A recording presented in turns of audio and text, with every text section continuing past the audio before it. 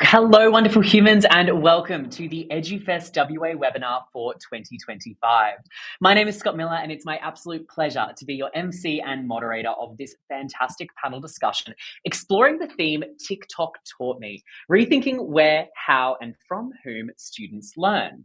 Now, before we begin, I just wanted to start by acknowledging the traditional custodians of the lands on which all of us are gathering across the country and pay my respects to their elders past, present, and emerging. Now, this webinar has been designed to give educators across Western Australia and across the country an insight into how we can build cultures of innovation and design innovative learning experiences in our school communities, really rethinking how are we preparing our students to thrive even in an ever-changing future of work? What are the skill sets, the mindsets, and the experiences they need to be successful in industry? And how are we as educators building these cultures of innovation around our community to make sure our students are ready to thrive? Now, I am super excited to be introducing our panel discussion today as we explore this theme, looking at where students are going to learn new skills. Now, the reason we're having this panel discussion is because it's been found, according to McCrindle, that 42% of high school students here in Australia are engaging with TikTok daily to learn new skills. And with that, it's clear that the classroom isn't the only place students go to learn, and the teacher is no longer the only source of knowledge. So as students turn to creators, online platforms, and bite-sized content to fuel their curiosity, this conversation's been designed to explore what this means for the role of the teacher, the textbook, and the school itself in our ever-changing education environment, and really asking the question, how can we as educators design learning experiences that are as engaging as the social media platforms that our young people are spending their time on? So without any further ado, I'm very excited to introduce our panelists to the stage, Millie Bannister, Nathan Hill, and Luke Callier. Now, our panelists are joining us from across Australia. We've got Millie joining us from Sydney. We have Nathan joining us from Brisbane, and Luke joining us from Tom Price up in regional Western Australia. And they all have got some unique perspectives on this. And I'm excited to have them all here because they're all doing some really exciting work in the digital space, creating content, upskilling, and advocating across the country and around the world. So I'll give you a quick introduction to each of our panelists, but I might get them to tell us in their own words what they're all about and what the role of digital looks like for them in the education space. So I'll start with Millie. Now, Millie is the Chief Executive Officer at All Kind and is an award-winning founder, Gen Z specialist, and creative director, currently thriving in the social impact space with her charity All Kind. Millie's dedicated to really good content and mental health education for young Aussies, and she's on a mission to inspire compassion, smash the stigma, and teach young people how to be good mates.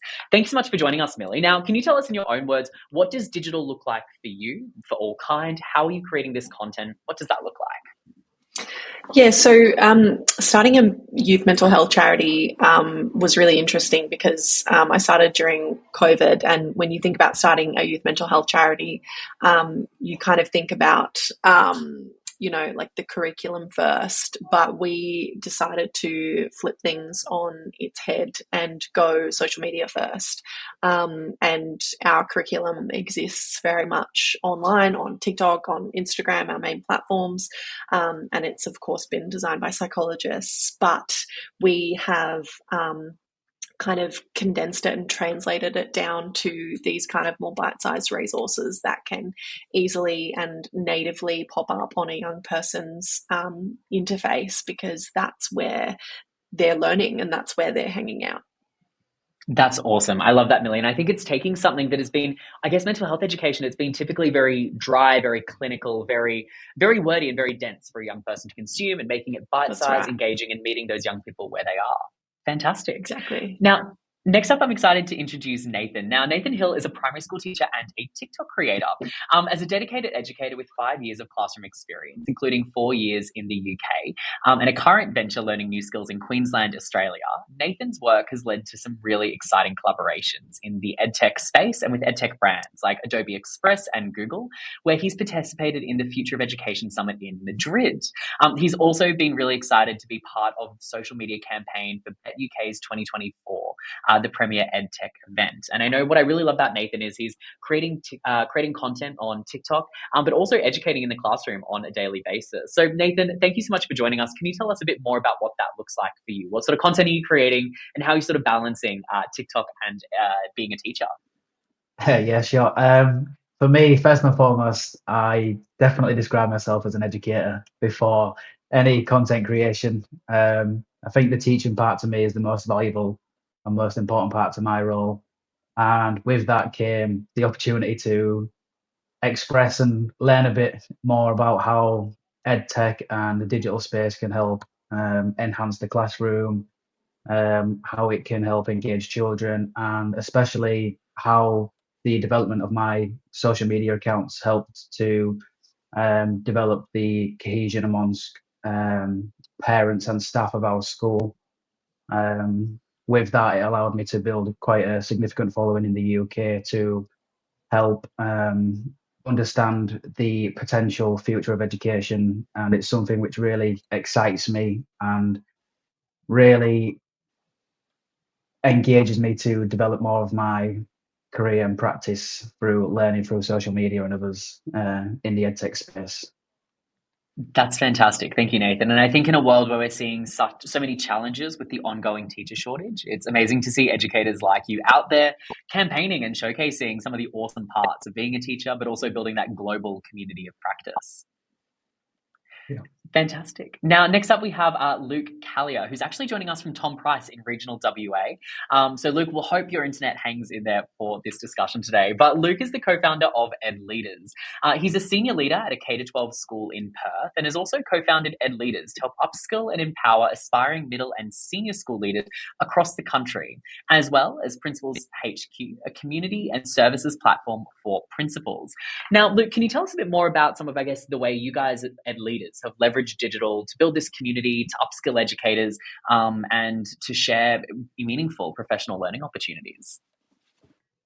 Yeah, thanks, Scott. And firstly, thanks for inviting the dinosaur to be on the webinar with the youngsters. Yeah, Ed Leaders is a bit of a passion project. Started 5 or 6 years ago, and really it was around wanting to hear more from education leaders across the country. Often in schools, I think we hear a lot from our own principals and from our own director of teaching and learning and those types of people, but you don't always hear from those senior leaders when you go to conferences and other educational events because they're super busy in their own schools.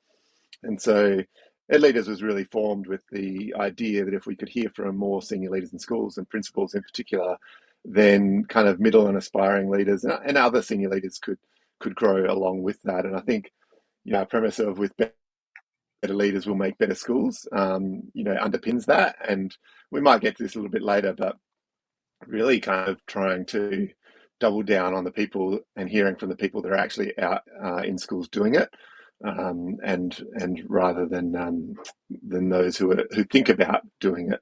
And for us, the podcast medium was how we want to do it. How do you do it? It's episode by episode, brick by brick, and it's a long game. And podcasting is a little bit of an interesting one. You don't get a lot of feedback from podcasts. You don't get a lot of people in the comments, so it's a bit of a lonely game. But we've found it to be a really meaningful platform where you might talk about this as well later. It's an asynchronous platform where people can listen to at any point in time, and I think that's a really valuable part of a learning resource for teachers and aspiring leaders. Absolutely. That's fantastic. Well, thank you so much for taking the time to join us, Luke. I think it's phenomenal work you're doing upskilling those leaders in schools across the country, because I think there's so much great professional learning on assessment, on reporting standards, on pedagogy, and how to be a great teacher. But sometimes in the education space, there's not enough learning opportunities on how do you actually lead? How do you build teams? How do you build that culture? That's fantastic. Now, I'm going to keep all of you guys on the screen to start with. And I wanted to dive straight in with one of the stickier questions, and I guess one of the bigger questions of this conversation. Now, as educators, our challenge is always trying to capture our students' attention, getting them to pay attention in our classes, getting them to do their homework, work on their assignments. And I think sometimes we are really competing with a lot of their screen time, a lot of the things they like to do in their spare time. And I look at the average user on TikTok spends 90 minutes a day on TikTok. And TikTok's whole strategy is learn something new. TikTok sees itself as an education platform. It's teaching and it's all about learning. And I think if any educator had the opportunity to get students spending 90 minutes a day in their spare time doing study for their subject, working on their assignments, that's like the educator's dream. I would love to get your thoughts on how can we as educators meet students where they are, start creating learning experiences, start creating content that mirrors the sort of content they're learning online. What would that look like, and what do you think educators can take from the sort of content young people are consuming online, and how could that inform the way we're trying to engage them? Millie, I might start with you because I know All Kind's been doing a really great job of this, taking some pretty heavy content, a lot of content in the mental health space, and making it really engaging for students and meeting them where they are. What does that look like for you? I think what we've learned over a number of years of trial and error has been that the storytelling format works best because it sets the user up straight away to know what they're going to get out of watching your 1 minute, 2 minute, 30-second video.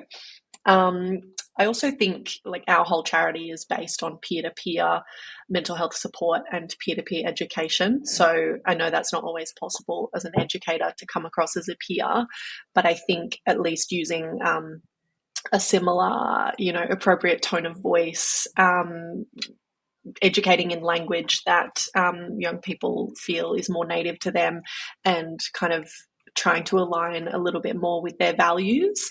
I think TikTok, the algorithm is really good at identifying somebody's kind of interests based on what they interact with, and then it will serve them educational content that is based on, what they interact with. So I get a lot of animal and dog shelter videos on my TikTok because I really care about animal welfare. And so if somebody is interacting with maybe a creator who talks about, climate change, they'll probably get more science content. So how can you kind of look at the algorithm as a way to signpost a value alignment, because the algorithm will then work for you as opposed to against you. So I think that storytelling format and understanding that there is, a limited time that you've captured someone's attention. So you kind of need to deliver on a promise that you might set up to begin with so that you're following that kind of traditional narrative arc and, setting yourself up for success based on the first 3 seconds, because that's how long you have to capture someone's attention, especially young people's attention. No pressure. Oh, absolutely. And I think it's so true in the classroom. I definitely see it going in to work with a group of students. You've got a very finite amount of time for students to make up their assumptions of, is this something I'm going to pay attention to? Is this not? And if you lose them, it's very hard to get them back. Now, Nathan, I'd love to hear your thoughts around how you see that role of the teacher evolving with all of these different platforms like TikTok, like YouTube, like Instagram. I think there are so many digital platforms available, and I'd love to know from your own experiences in the digital space, but also in the classroom, how do you see that role of the educator or of the teacher evolving with so much digital content available these days?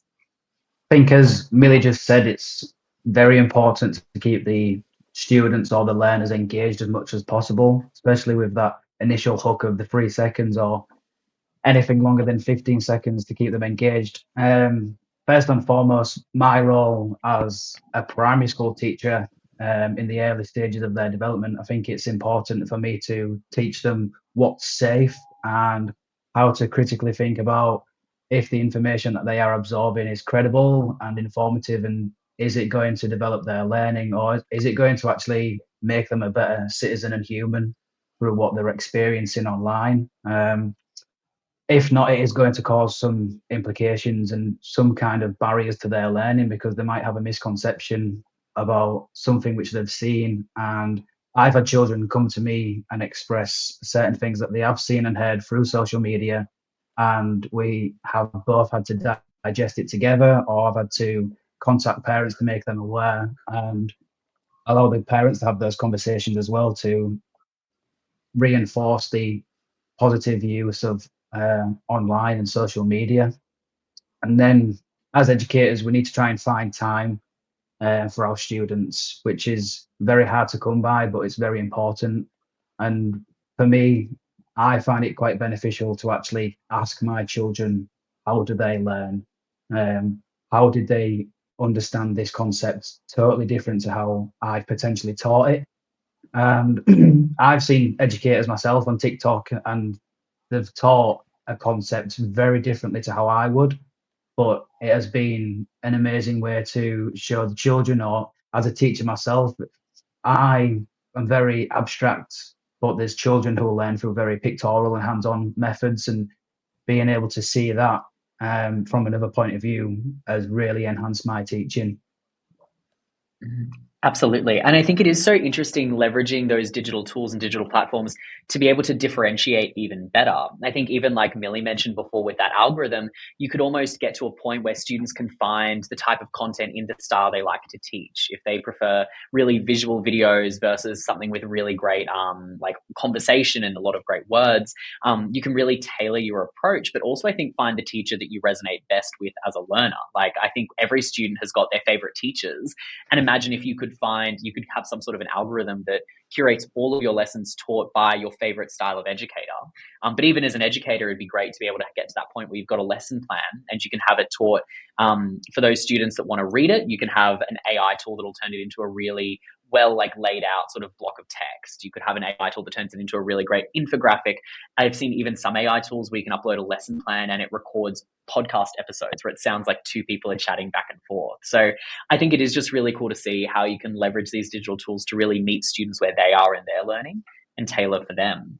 Now, Luke, I'd love to get your thoughts around how we are creating content that sticks, because I know particularly in the professional learning space and sometimes in the education space, content can be a little bit dry, and it can be really focused on you've got to have, here's all the content as opposed to how we're delivering it. Through Ed Leaders, how have you seen, what strategies have you guys used to make content really stick, and how have you then used that to inform, I guess, some of your teaching practices with your own school community? Well, just to go back to a couple of comments that were previously made, and just to pass comment on and think about for the audience of that notion of when you're on YouTube or TikTok, you've got 3 seconds, and to challenge teachers what they're doing in the classroom in the first 3 seconds that their students are in there. And I can guarantee that probably 80% of classrooms, they're doing a role for the first 2 or 3 minutes, and what happens in those 2 or 3 minutes to people's, attention spans when they look at TikTok and they've got 3 seconds before they scroll to the next thing. So I think that's super interesting for educators to think about. Now, I guess in terms of where we go with Ed Leaders in terms of content that sticks, I think sometimes it's about, as a content creator, it's about finding the niche that works for you and then looking at feedback mechanisms that you're getting, whether that's kind of in a classroom setting where you're getting feedback where everyone's got their head on the table and asleep, or in a digital world, that's the feedback that the platforms are giving you behind the scenes. Now, in a podcast platform context, that will look like view drop off. So we can tell quite quickly after an episode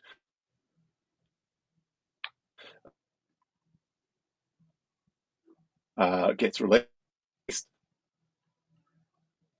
whether that's going to go on to have 200 views or 1,000 or 2,000 drop off inside. I think that what we try and do is look at those analytics, look at the feedback mechanisms that we can see, and kind of go, well, is it that most of our episodes that have principles on them, in our context, are seeing viewership go right through to the fifth of the episode, and then the next episode when we have, I don't know, someone from a private company who's got a good story but maybe half selling something, you can see the drop off in about the first 15 minutes, drops right down. And so I think there's an element there of trying to understand, well,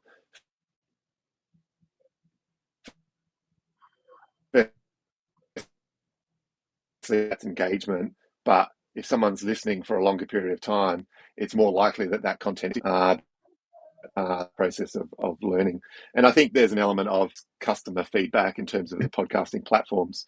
It's actually being out at conferences and people coming up to you and going, I loved it when I listened back to that episode with, Lorna, because she talked about her first, 6 months into, her principalship, and I took so much away from that. Or I remember that episode that you did with Reverend Andrew Symes, and he talked about, retirement, and I never thought about that. And so I think it's about creating, really, it goes back to that engagement strategy of how engaging is your content. How interesting is that first 3 seconds?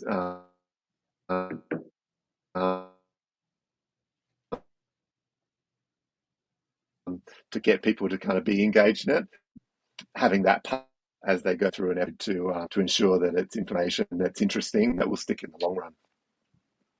Absolutely. And I think it is so interesting seeing different digital tools that are now available for educators. And some schools are experimenting with them, where you can actually have cameras in the classroom that are using different AI and digital tools to analyze student engagement and then give that feedback back to educators, saying, hey, you had the students engaged for the first 10 minutes, but you really lost them between minute 10 and 15. And I think some educators sort of protest, saying, look, that's overanalyzing our lessons. That I'm not signing up for that. But I actually see that as a real superpower. Like, I would love to see it and really have that detailed report of saying, okay, well, this bit of content, maybe I need to rethink how I deliver it, or this activity maybe didn't land the way I thought it was going to land. I think there are some really powerful analytics tools out there for the educators that are really wanting to take their learning to the next level. Fantastic. Now, thank you guys for that quick introduction. What I might do is go into some one-on-one questions. Now, Millie, I'm going to start with you, if that's all right. So Nathan and Luke, I will get you guys back on the stage in a second. But Millie, I'd love to dive into a bit more into the work around the content you guys are creating, because I am such a super fan of All Kind's content, and also the content that you're sharing. And anyone that doesn't follow All Kind absolutely needs to. But I'd love to know how you approach creating content that really balances accessibility. Like, all of your content, it's really quick, easy to consume. It's super visual. But also with depth and meaning, because I think we are sort of in that generation that can fall victim to clickbait a little bit, where we just see something, we read the sort of headline, and then we keep scrolling. How do you guys strike that balance between like engaging, quick, easy to consume content, but also making sure there's the educational rigor that goes behind it? Yeah, so we start with topic research, of course. So we're never going to post about something, just for the sake of it. We're always posting about stuff that's topical or seasonal or in the headlines to begin with, and then we do a bunch of research, like a lot of research, and then we kind of pull it all together, and then we use AI to break down what's the most succinct way that we can deliver this that still is keeping the integrity of, this potentially clinical evidence-based information, but is able to be delivered in a way that's quite succinct, because, we post both videos and static content on TikTok and Instagram. And some of our kind of more lo-fi educational content on TikTok has had, like over 100,000 views and like thousands and thousands of saves and shares. And all it is just some photos and some information and research that is purposely condensed down into something that feels quite lo-fi and organic. So although behind the scenes there's a lot of kind of strategy and decision making around that piece of information around panic attacks popping up on someone's feed doesn't appear to be completely out of place. It feels organic, and it's not like an awkward big block of something that looks like an advertisement or something that looks like it's been developed by a corporate. It's something that feels really natural to the user. And so that is photos that are from like our own community and user generated content that's like of real people, mixed with like screenshots of notes apps off an iPhone, mixed with like organic text from the platform. It's funny how like we start like quite high level, and we could easily develop something really slick, and we could easily develop a slick video as well with a camera and a green screen, but we actually choose to make it look like it's really kind of almost half-assed in a way. It's funny how we've ended up there. And I think same goes for videos. Like, often the ones that perform best are me sitting exactly where I am right now in front of my monitor and just filming like my face. And so I think, there's a real pressure for especially educators who are used to, developing like slick lesson plans and slick presentations to carry that same kind of look and feel over to social media, when in actual fact that will probably push away young people because they're used to content that is unpolished and feels really quite organic and natural. And I would say that's why Mr. Hill on TikTok has, so many followers and so many views, because he shows up exactly as he is without kind of, he could have easily stepped into some like slick recording studio and done like this piece to camera educational content. And I'm sure he'll speak to this, but I, immediately upon landing on his TikTok page, I'm brought into his classroom and I'm brought into his real world. And viewing him as this kind of real human that is unpolished. And so we try to emulate that with everything that we do. Absolutely. I think definitely for these young people these days, they're wanting that authenticity. They're not necessarily going to the brands with the biggest production budgets. They're going for the brands that feel really authentic, real and relatable. I guess with that though, what would your advice be for educators that are in school settings trying to have these big conversations around topics around mental health with their students? Because I think previously, like when we were in school, it was done quite clinically. It was very much like, here's a lot of information. We're citing all of our sources. It's very sort of like medical and clinical, if you will. What would your advice be for educators now trying to have those, I guess, trickier conversations, those bigger conversations with their students in a really authentic way? I'd probably, if possible, lean into storytelling again. So like lived experience storytelling, because the only time anything ever stuck with me when I was young, and we know this now as well with feedback from young people, is when, the police came in for a visit to the school and they brought someone who had been unfortunately involved in a car accident. They brought a lived experience speaker into the space. And if that's not possible, then you can lean on youth mental health organizations like Batia, who specialize in, peer storytelling and have a whole app that you could show on the screen that is just like endless videos of people kind of speaking to camera about their stories. So obviously whatever's appropriate for the space, but I would say like anchoring the emotion in terms of like bringing real human stories into any concept, even if it's about climate change. Bring someone in who's experienced a natural disaster. Like that's the type of thing that really lands, because if we're just looking at slides of this kind of clinical information and it's just like points 1 to 5, that doesn't necessarily anchor anything. It just kind of like goes over your head and it feels really far removed. So if you're able to kind of, help a young person kind of connect into somebody else's story that they can find parts of themselves in, that's going to stay with them for life. Absolutely. And I think it really is that it's around as well, back to that previous conversation, different people telling stories in different ways that'll resonate with different groups of students. Like if you've got a whole cohort of 100, 200, 300 kids, they'll all resonate with different guest speakers over the course of the year. And they don't have to be big professional guest speakers, like that are big, like household names. It can just be a local person in the community that has a story to tell. Yeah, or even finding stories that have already been told on TikTok or YouTube as well, and borrowing those, because I think, TikTok is a wonderful place for us to like democratize storytelling. It's no longer polished and everybody has a story, and TikTok and other social media platforms are an excellent way to find those stories. Absolutely. And that leads me into my next question for you, which is around the role of the influencer and the creator in educating and shaping audience perspectives. Because I think there is so much content on TikTok. And I know I've seen some educators playing around with this more like in the career space, for example, where if they've got a kid that really wants to go and be a farmer or a flight attendant or an accountant, there are so many influencers that do these jobs that are creating sort of day in the life videos on social media platforms. And it's great because that way you're meeting kids where they are. They're learning without even realizing they're learning if they follow these accounts. But what would your advice be for educators wanting to start incorporating a few influencers or creators into their sort of teaching and into their conversations with students? Like, do you see their creators and influencers changing their perspectives of their role educating young people? And what advice would you have for educators wanting to start featuring influencers with their students in their learning?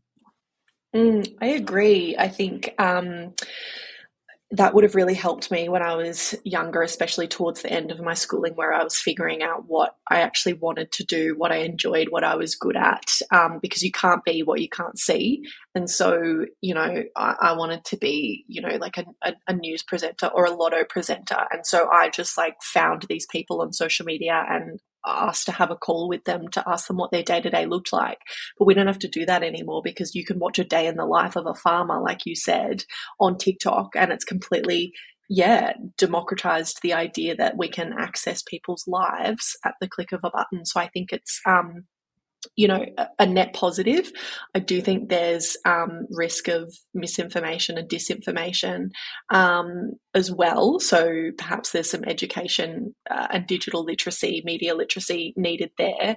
But I think in terms of if we're looking at, different career options for young people and trying to bring in positive role models into their space, whether it's through collecting a few TikToks from people across Australia who are involved in construction to flight attending, I think that could really be a net positive. I just think, the research would have to take place so that we're finding positive role models, because by way of making stories so accessible online, we're also making misinformation and negative role models accessible too. So I think it would be cool to kind of tie in some of that digital literacy with showing positive role models who are influencers and creators. I think that's a really great opportunity to discuss.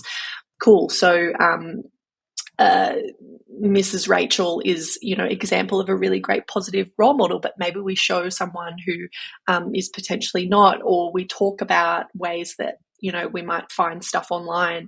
I just think it's the perfect opportunity to educate, but it's also the perfect opportunity to really find some positive role models that feel more accessible and relatable. Because, when I was in school, and perhaps you too, Scott, we only really saw you were probably looking at Richard Branson and people that felt so far away, whereas now we've kind of flattened the structure a little bit so that we can be looking, only 5 years ahead of us, not 20 years ahead of us. So it feels actually attainable.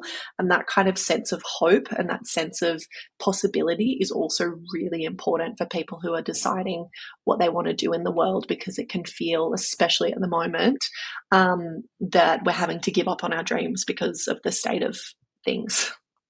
Absolutely. And I love that concept of those micro influencers saying, look, the Richard Bransons of the world are great to look to, but who are the people 5-10 years ahead of where you are? That's an attainable goal. And I love that you touched on as well that need for digital literacy. And with that, I might go to Nathan Hill for our next question.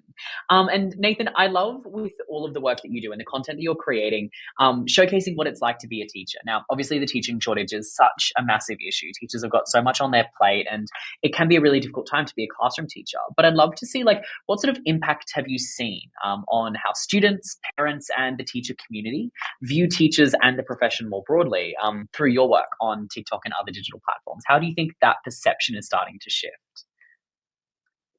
First of all, I'd just like to, I really liked that you can't be what you can't see. And it just relates to the way, if you surround yourself with 5 influential and successful people, you're going to become that 6th person or that next person. And we are really the creators of what we are consuming, and being able to show the children, or I say children a lot because they are younger children, but the students, that they are the creators of their next steps. Whether that be some of them, it is going to happen choosing a very successful and positive path, or depending on backgrounds or other factors, they could go the other way, which is not great. But you are really the consumer and the creator of your own destiny, I suppose, which is quite interesting. I really liked that. Yeah. And for me, I think because could you just repeat the question again, please, if that's okay? Yeah, absolutely. So it was, I guess, and tying into that, it's that whole you can't be what you can't see. Yeah. Through leveraging those digital platforms, like with your work on TikTok, how do you think it's changed perceptions of students, teachers, and the broader parent community as well around the teaching profession? Because I think quite often sometimes teachers can get a bit of a bad rap. Like parents always love to rouse on teachers, I guess, sometimes when their students aren't getting the grades they want them to get or getting disciplined. Students sort of see their teachers as robots that don't really have lives outside of school. And I think sometimes when young people are considering careers, they don't always think about going into teaching. But since you've been building your digital presence, showcasing what it's like to be a day in the life of a teacher, what sort of reaction have you seen from students, from parents, and from colleagues? I've got to say, I have had mixed reviews, which is natural. Teaching is a profession where you do have to be professional. It is that role where you are the role model for most children, because you're the most present person in their life for some children. The majority of their week and their development stages is spent with the teacher. With that, it's important for me for the connection and being able to connect with the child and the parent, which is the most important as well. Without that parental engagement and positive interaction and relationship, it's going to really have a negative impact on the child's progress, both academically and socially. Through sharing my experience of teaching in the classroom and interacting with the children, it's been really positive. I've really enjoyed the journey that I have gone on and the interactions that I have had with parents, because they like to see that the teacher isn't a robot, they are a human. And I do get some really great comments that how I've interacted with the children, and there's other educators out there who do similar content to what I have produced, and you can really see and hear the joy and the happiness that the children have within the classroom, because they feel safe, and then with that they'll feel empowered to take some calculated risks. And as a teacher, I think that's really important, so the children push themselves out of the comfort zones and creating that classroom environment where they do feel empowered to take those risks because of the engagement that you have had. But yeah, my content really, I've had some good. Yeah, it's been good because it's helped me build really positive relationships with the parents, just because they are able to see what's happening within the classroom in those short, quick 60-second videos.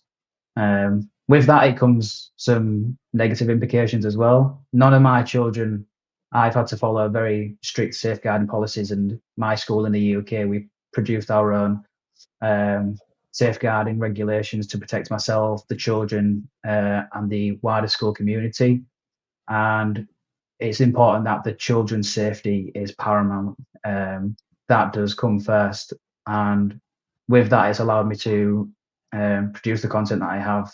And it's really resonated with people worldwide, if I'm honest. And I saw one yesterday where back at home it was the SATs results. So children were given their results from sitting the statutory tests that they have to sit in year 6. And this teacher just really explained that it isn't the be all and end all. The way you progress from kindergarten or early years to year 6 and the people that they are becoming is more important, which you can agree it's more important than the actual grade that they're getting at 12 years old or even at 16, because there's still a lot of learning to do.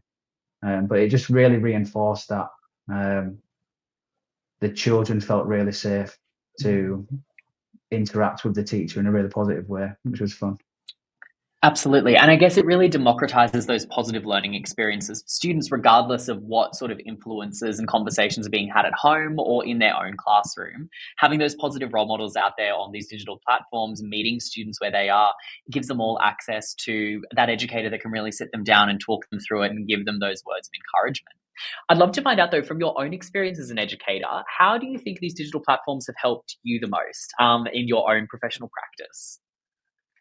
From moving abroad, it's really helped me connect with people within the local, I'd say community, because I have really contacted a person who's really close by, and he has helped me settle in with specific curriculum alignments. And because although teaching is similar wherever you are, there are still a lot of differences. And it's really allowed me to connect with people internationally, seek out opportunities that I really wouldn't believe that I could seek out potentially. And it just really excites me of how I can use the content to create that environment, to create the community amongst myself and parents.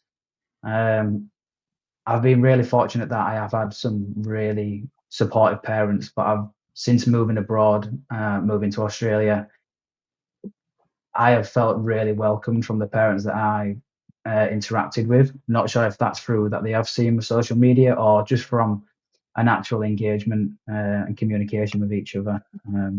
But there's a lot of positives to using social media inside and Absolutely. outside of the classroom. That's fantastic. And I love that you mentioned building that community of other educators to support each other, to share knowledge, to share insights, to share learnings. And with that, I'd love to jump to Luke Callier for a couple of questions, because I know Ed Leaders has been doing some really exciting work in this space. Now, Luke, I'd love to get your perspective on how you see the role of professional learning evolving with different platforms like podcasts, with social media communities. How do you think professional learning is going to change as we move into the future? It's gone from organizational days times of the year to a situation where people can learn at any point in time, whether that's through podcast, YouTube, whether that's through their online, massive online community courses, micro credentials, all those sorts of things. People can take into their own areas around their interest and how they want to develop. And so I think it becomes more about facilitating access to great content from a school's point of view, and less about making sure that you're providing the only way of doing something in a professional learning day.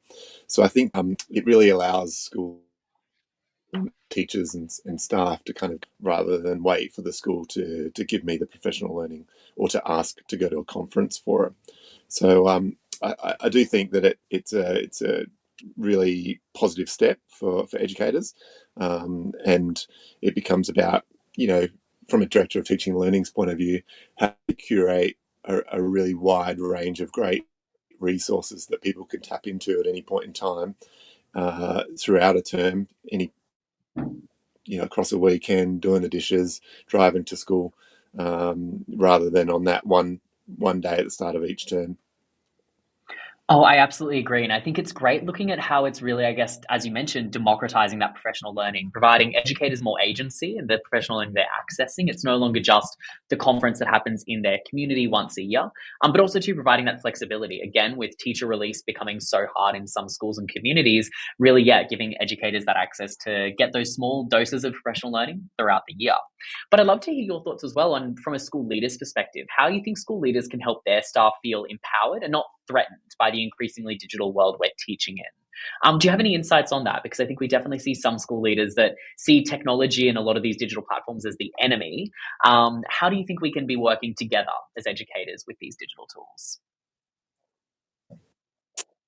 Well, I think that there's a space for educators to share and be vulnerable about what they are learning.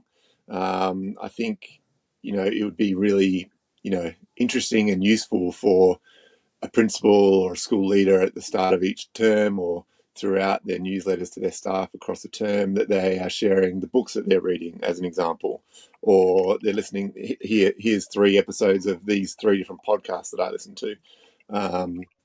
Here's some blogs that I read, and this is what I learned from that.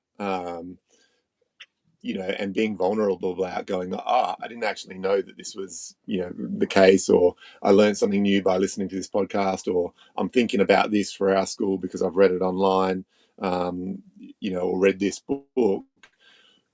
could you read it as well and see what you think? And so I think there's a notion of, if leaders can model that curiosity that we want our students to have, and be vulnerable about what they do and don't know, it's modeling the same things that we're asking our students to do. And if we can model that as leaders, then teachers and staff members will, hopefully be part of that and build that kind of culture of being kind of curious, and then that relates further down the line to students as well. And I think that's super important. And I think it goes to show that those types of solutions are there to support learning, not to replace kind of teachers. They're there to augment, to support, to kind of enable, a bigger, wider impact. Like the three of us that are on this webinar today are having impact way beyond just one classroom of 20 or 30 kids, or one school of 600 to 1,000. That these tools can allow you as a leader to have an impact beyond just the classroom or the school that you lead. And I think, even if it's not hosting your own, but going on others, and being part of other people's podcasts or blogs, or writing on LinkedIn, can help impact communities that can't necessarily afford their own professional learning. Not every school is in a position to be able to afford to spend somewhere between $2,000 and maybe $15,000 on a professional learning day. And these types of platforms and digital learning allows every educator from across Australia and across the world to be able to access that high quality content, at no cost. And I think that's such an amazing outcome for teachers, leaders, educators across the world, across the country. Oh, I absolutely agree. And I think it's like we were mentioning before, it's making sure that this content's available for young people. So every young person can access learning experiences that meet them where they are. But I think the same goes for teachers, saying that for an educator, if you're wanting to upskill, there is so much content out there on these digital platforms. And I love that, building that culture of curiosity, and of professional learning and continuous learning for our educators. Now, with that, I might invite all of our panelists back to the stage for one final question. And my final question for each of our panelists, for Luke, for Nathan, and for Millie, is as we dive into semester 2, what do you think one thing, if you were an educator going into a classroom that was just at the start, just thinking about embracing some of these digital platforms, what is the first thing that you would do? Or what is one thing that you think our educators could do to start embracing digital platforms, leveraging these tools to enhance their learning experiences? Luke, I might start with yourself. What's one thing you think educators could do, or one piece of advice you'd give to educators for semester 2 to leverage these digital tools in their classrooms? Yeah, so I guess my one piece of advice would just be start. Just start. And so what does that look like? It could be as simple as get on TikTok yourself and have a look and spend an hour or a couple of hours a week, scrolling through and going, oh, this is what it's about. This is why my students love it so much. Experiment with uploading something to a platform. But also, it doesn't have to be that. It might be, okay, every student bring in, your favorite TikTok from the last week, and let's break that down. Let's look at who the creator is. Let's look at their background. Let's look at the point of view that they're bringing. Let's look at the accuracy of the information. So I think there's an element of just start, just try. Might be one lesson, one 15-minute block. And I think the more the educators just have a go, will empower them to feel a little more confident in talking about digital platforms such as these, and potentially bit by bit embracing it, week by week, term by term, semester by semester. Absolutely. I love that. Just start. And I love that concept of even just getting students to bring in their favorite TikTok or their favorite piece of content from the past week and breaking that down. Such a powerful learning experience. Nathan, how about yourself? What's one piece of advice or one thing you think educators could do to get started in semester 2?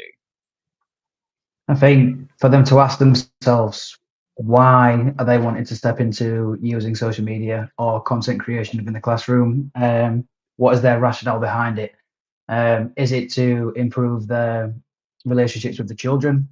Is it for them to reason with their students to be able to understand a different point of view? I think that would be a good way for them to actually sit down and actually think, what are the benefits going to be for them and their classroom through using social media or implementing content creation within the classroom? Is it going to be maybe a 6-week program that the children are going to research, they're going to plan a project, they are then going to collaborate with each other and carefully, bit by bit, piece together their learning from the term and use maybe technology to overall enhance their learning in a positive way through step-by-step procedure and positive modeling from the teacher, rather than just wanting to become on trend or be more relatable to the children, making sure that it is beneficial for both the teacher, but Absolutely. most importantly, the students.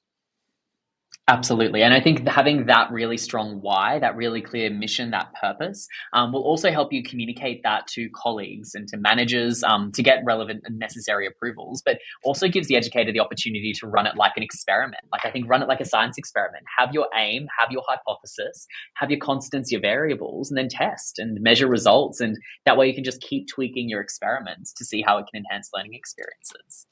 And Millie, how about yourself? What would your advice be for educators that are wanting to dive into this realm or to leverage some of these digital tools and platforms in their teaching in semester 2?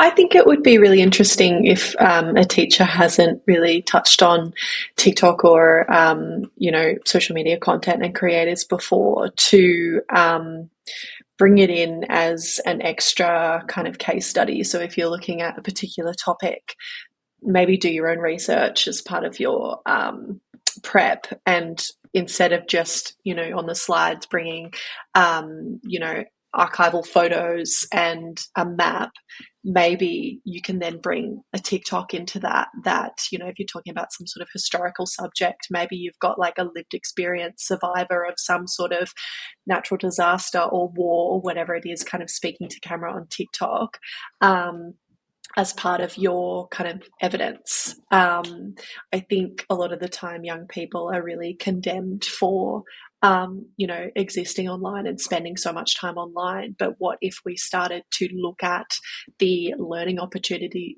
on TikTok, even in their own private time, as a really positive thing, and potentially even bringing in some, guardrails or like preventative digital literacy, because young people are online regardless. Like, we can't stop that, even with age bands and things like that. So why not start highlighting the positive pathways we can take as part of our own learning, even outside the classroom, and guiding young people on how to do this effectively, spot misinformation, and how to actually use TikTok as a research tool. What are keywords? What's SEO? Like, how do you find credible information on TikTok, which is essentially another type of search engine? And how do we bring that into a really positive and really well-rounded learning opportunity? It's really exciting. Yeah. That's fantastic. Thank you so much. Now, this has been such a brilliant conversation. I think for me, my key takeaways are meeting students where they are. They're going to be on these digital tools regardless. So how can we link that in with our learning and leverage the content, leverage the tools that are available to further enhance our learning experiences? But I think with that, those digital literacy skills, those critical thinking skills are so important. Having open conversations in the classroom to make sure students are using digital for good and they understand how they're using it in constructive ways. I also loved some of the insights shared around using these digital tools for professional learning, making sure we as educators are hanging out on these platforms as well, because there is so much for us to build connection and to build community with other educators nationally and globally, but also to upskill ourselves. And then I think as well to understand why we're doing it, have a really clear purpose, have a really clear goal, and see how we can leverage these tools to enhance our learning experiences. So a massive thank you to Luke, to Nathan, and to Millie. Now, if you would like to find out more about any of our panelists today, their details will be in the description underneath the session, and you can head to edufestwa.com/webinar, and you can find out more about these guys. I know Luke has got a phenomenal LinkedIn platform that I love to follow. Make sure to follow Mr. Hill or Nathan on TikTok, and I know Millie jumps between TikTok, LinkedIn, and Instagram, and has been doing some fantastic work between her account and also All Kinds account. So thank you so much for joining us today. I really appreciate your time, Luke, Nathan, and Millie. Now, before we finish up for this afternoon, I am just going to do a plug for EduFest WA. That is our conference coming up in September. Now, EduFest WA, if you love this conversation, we've got more of it coming up at EduFest in September. It'll be taking place in Perth on Wednesday the 17th and Thursday the 18th of September. And it's a professional learning conference for West Australian educators designed to upskill and educate primary and high school teachers looking to build a culture of innovation in their school communities and craft innovative learning experiences that prepare their students for the future of work. Tickets are on sale now, and we've got an action-packed program that will see you exploring how we can build these innovative learning experiences.